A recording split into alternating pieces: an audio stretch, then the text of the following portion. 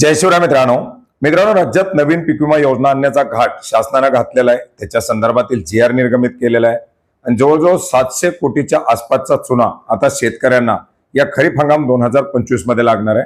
मित्रांनो, शेतकऱ्यांना एक रुपयाची मदत व्हावी म्हणून शेतकरी या ठिकाणी प्रतीक्षेत आहे। कुठल्या ना कुठल्या तरी माध्यमातून शेतकऱ्यांना मदत मिळावी, नैसर्गिक आपत्तीमुळे बाधित होणाऱ्या या शेतकऱ्यांना कुठेतरी दिलासा मिळावा असे शेतकऱ्यांचे प्रयत्न असतानाच आता शेतकऱ्यांना पदरून 700 कोटी रुपये या पीक विमा योजनेसाठी घालवावे लागणार आहेत। मित्रांनो, एकंदरीत आपण जर पाहिलं तर पीक विमा योजना राबवली जात असताना याच्यामध्ये काही बदल करण्यात आले। कप अँड कॅप मॉडेल लावण्यात आला, तो पूर्ण राज्यामध्ये अंमलबजावणी करण्यात आला। देशामध्ये सुद्धा तुम्ही हाच मॉडेल वापरा म्हणून केंद्र शासनाला सजेशन देण्यात आल्या आणि अखेर याच मॉडेलमुळे शेतकऱ्यांना बाधित करून राज्यामध्ये ही पीक विमा योजना बदल करण्यात आली। आता नवीन पीक विमा योजना आणण्यासाठीचा घाट घालण्यात आल्यानंतर GR निर्गमित करण्यात आल्यानंतर या नवीन पीक विमा योजनेमध्ये बदल काय केलाय तर फक्त शेतकऱ्यांना दिली जाणारी 1 रुपयातील पीक विमा योजना बंद करण्यात आली। योजना जशी आहे तशीच, फक्त त्याच्यामध्ये शेतकऱ्यांचा हिस्सा भरण्याची तरतूद करण्यात आलेली आहे। मित्रांनो, एकंदरीत आपण जर पाहिलं तर जवळजवळ 1,70,00,000च्या आसपास, समजा 1.5 कोटी लोकांचा, 1.5 कोटी खातेदारांचा किंवा 1.5 कोटी पॉलिसी या पीक विमा योजनेअंतर्गत भरण्यात आल्या। आता सरकारचं म्हणणं येते की याच्यामध्ये बाद किंवा जे काही बोगस पॉलिसी मोठ्या प्रमाणात भरण्यात आल्या। जुने विषय काय होते, पहिले आपण कुठेतरी ते बॅलेट पेपरनं मतदान करत होतो, त्या पेट्या बदलल्या जायच्या, फोडल्या जायच्या, अशा गोष्टी बऱ्याच साऱ्या चर्चेत येत होत्या। याच्यानंतर EVM आली। आता EVM वरती पूर्ण विश्वास म्हणून आपण EVMच्या माध्यमातून मतदान घेतो। जर ॲग्रीस्टॅक आलेली असेल, या EVM सारखंच ॲग्रीस्टॅक आहे ना, कारण ॲग्रीस्टॅकवरच आता सगळे तुम्हाला कृषी योजनांचे लाभ बंद केले कारण ॲग्रीस्टॅक नाहीये। PM किसानचा लाभ मिळणार नाही कारण ॲग्रीस्टॅक नाहीये। तुमचं सगळं जे काही आहे नाही ते ॲग्रीस्टॅक अर्थात फार्मर आयडीवर आणलं आणि त्याच फार्मर आयडीनं तुम्ही पीक विमा योजना राबवली तर त्याच्यामध्ये बोगस पॉलिसी कशा काय जनरेट होतील हा एक प्रश्नचिन्ह या ठिकाणी निर्माण होणार। आणि जर ॲग्रीस्टॅक असेल तर या बोगस पॉलिसी क्रिएट होण्याची भीती अचानक निर्माण कशी झाली। एकंदरीत जर आपण पाहिलं तर ही योजना बंद करण्यासाठीचे कारण या बोगस पॉलिसीच्या माध्यमातून शोधलं जात होतं। त्या बोगस पॉलिसीचा मीडियाच्या माध्यमातून मोठा उहापोह करण्यात आला आणि शेतकऱ्यांना नाहक आता 700 कोटी रुपयाचा फटका या ठिकाणी बसणार आहे। मित्रांनो, एकंदरीत जर आपण पाहिलं तरी नवीन पीक विमा योजना आणल्यानंतर, या पीक विम्याचे हप्ते भरायला लावल्यानंतर याच्यात सर्वात मोठं बाधित होणारे तो म्हणजे शेतकरी, अल्पभूधारक आणि गरीब शेतकरी।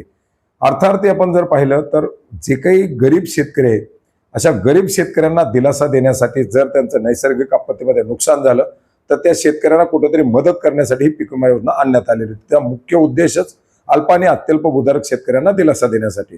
आता 10-10 हेक्टर, 15-15 हेक्टर भरणारे आजही भरतायत, उद्याही भरतील, कारण त्यांना त्याच्यामध्ये काही फरक पडणार नाही। परंतु जे अल्पभूधारक शेतकरी ज्यांची 1 हेक्टर पर्यंत असेल, 2 हेक्टर पर्यंत असेल, समजा 3 हेक्टर पर्यंत असेल, अशा शेतकऱ्यांना कुठेही दिलासा मिळत नाही। आणि या 1 रुपयामध्ये पीक विमा योजनेतील सहभागामुळे ते शेतकरी क्वचित आपले योजनेमध्ये सहभागी झाले होते।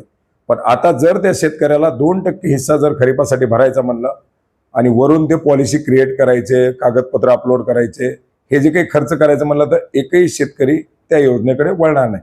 अर्थार्थी या योजनेमधून गरीब शेतकऱ्यांना बाहेर काढण्याचं काम या योजनेअंतर्गत झालेलं आहे आणि गरिबांसाठी बंद करण्यात आलेली किंवा गरिबांना बाजूला ठेवून किंवा गरीब शेतकऱ्यांना, जे काही शेतकरी खरोखर गरजूवंत शेतकरी आहेत अशा गरजूवंत शेतकऱ्यांना बाजूला ठेवून राबवण्यात येणारी पीक विमा योजना म्हणून या नवीन पीक विमा योजनेला पाहिलं जाऊ शकतं, संबोधलं जाऊ शकतं। अर्थार्थी या योजनेतून फक्त आणि फक्त जे लोक पैसे भरून, म्हणजे ज्यांच्याकडं सुविधा आहे किंवा ज्यांची ऐपत आहे, जरी नाही मिळाला तरी, कारण आता 1 रुपयामध्ये पीक विमा भरत असताना सुद्धा पीक विमा कंपन्यांना शेतकऱ्याला 1500-1200 देऊन डावलं। उद्या 1000, 1500, 2000 रुपयाचा हप्ता भरायचा आणि उद्या जर पीक विमा नाही मिळाला तर तो शेतकरी नुकसानग्रस्त होणार आहे। मग ते नुकसान जरी झालं तरी चालेल अशी सहन करण्याची ऐपत असलेला शेतकरी फक्त याच्यामध्ये सहभागी होऊ शकतो।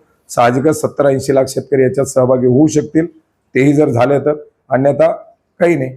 म्हणजे अर्थार्थी शेतकऱ्यांसाठी असलेली एक चांगली योजना या ठिकाणी शासनाच्या माध्यमातून बंद करण्याचा घाट घातलेला आहे। जे कोणी बोगस म्हणत असतील त्या बोगस म्हणणाऱ्यांनी किंवा बोगसवर आक्षेप घेणाऱ्यांनी ॲग्रीस्टॅकला बोगस म्हणावं लागेल, कारण ॲग्रीस्टॅकवरती जर भरोसा असेल, ॲग्रीस्टॅकच्या माध्यमातून जर एवढं सर्व राबवलं जात असेल तर ॲग्रीस्टॅक सोबत पीक विमा योजनेमध्ये बोगस कसं काय होऊ शकतं हा देखील एक कुठेतरी पाहण्यासारखा प्रश्न आहे।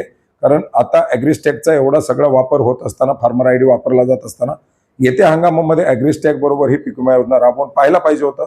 जर याच्यामध्ये काही गैरप्रकार आले असते तर बंद करायला पाहिजे होते, परंतु एवढी काही गडबड ही फक्त आणि फक्त सरकारचे पैसे वाचवण्याचा प्रयत्न आहे. आता इकडे सांगितलं जाते आम्ही वर्षाचे 5,000 कोटी वापरणार, आम्ही 10,000 कोटी वापरणार, अमुक वापरणार, तमुक वापरणार.